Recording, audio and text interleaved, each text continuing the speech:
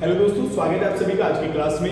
आज उत्तराखंड का एक छोटा सा टॉपिक हम लेकर आए हैं और जो कि महत्वपूर्ण होने वाला है आगामी एग्जाम के लिए। सबसे पहले बात करते हैं टॉपिक का नाम क्या है। उत्तराखंड आदर्श संस्कृत ग्राम कार्यक्रम। इस कार्यक्रम का आयोजन कहाँ पर किया गया, उत्तराखंड में किस गांव में जो है इसका आयोजन हुआ है और इसका उद्देश्य क्या था और ये इसमें क्या क्या चीजें जो है हमने सिलेक्ट की हैं उन सब के बारे में बात करते हैं। सबसे पहले आपने समझना है कि इस कार्यक्रम का आयोजन जो है वो देहरादून के भोगपुर गांव में देहरादून में किया गया है, यानी कि देहरादून का एक गांव है भोगपुर जो है, वहां पर इसका आयोजन किया गया है।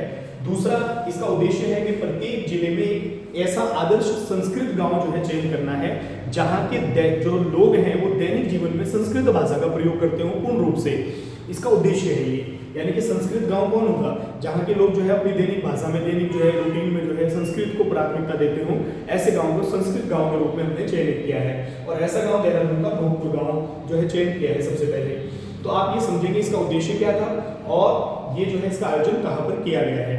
अब हम बात करते हैं कि कौन से हमने जो है सूची बनाई है गढ़वाल मंडल के किन गाँव और जो कि किस जनपद से संबंधित है और कुमाऊं मंडल के कौन से गाँव हैं जो किस जनपद से संबंधित होते हैं, इन जिनको हमने चयनित किया है इस कार्यक्रम के तहत, ठीक है ना। तो सबसे पहले गढ़वाल मंडल के जिलों की बात कर लेते हैं। तो गढ़वाल मंडल में सबसे पहले भोगपुर गांव है जो कि देहरादून में आता है। कहां पर? देहरादून में, जहां पर ये कार्यक्रम आयोजित भी किया गया। उसके बाद हम बात करते हैं मुखेम गांव की, जो कि किस जनपद में पड़ता है? टिहरी में पड़ता है। कहां पर? टिहरी में।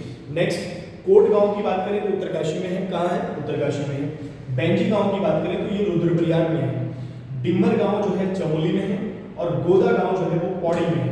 और उसके बाद नरपुर गांव की बात करें तो ये हरिद्वार में है। तो इन सभी गांवों को जो है सिलेक्ट किया गया है जो आपका उत्तराखंड आदर्श जो है संस्कृत ग्राम कार्यक्रम है इसके तहत। तो ये जनपद से संबंधित गांव हैं, इनको आप याद रखेंगे, एग्जाम में पूछ लेता है या गांव जो है किस जनपद में है या फिर ये कौन सा गांव जो है निम्न में से आदर्श संस्कृत गांव के रूप में चयनित है। अब बात करते हैं कुमाऊं के कौन से गांव हैं जिनको संस्कृत गांव के रूप में जो है चयनित किया गया है।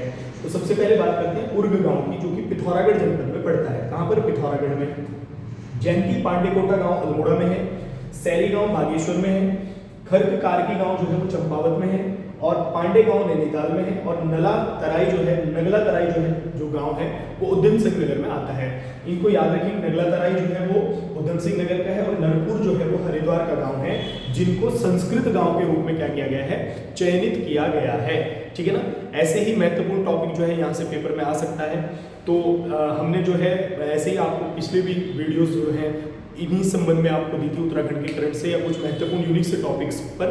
आगामी जो परीक्षाएं हैं उनको देखकर आप जो है इस प्रकार से इनको केवल रैंडमली तैयार कर सकते हैं और कोई यहाँ से महत्वपूर्ण टॉपिक लगता है तो उसको ऑब्जेक्टिव में जो है नोट कर सकते हैं, ठीक है ना। मिलते हैं दोस्तों नई वीडियो में और नए टॉपिक के साथ ऐसे ही मजेदार से। तब तक के लिए धन्यवाद।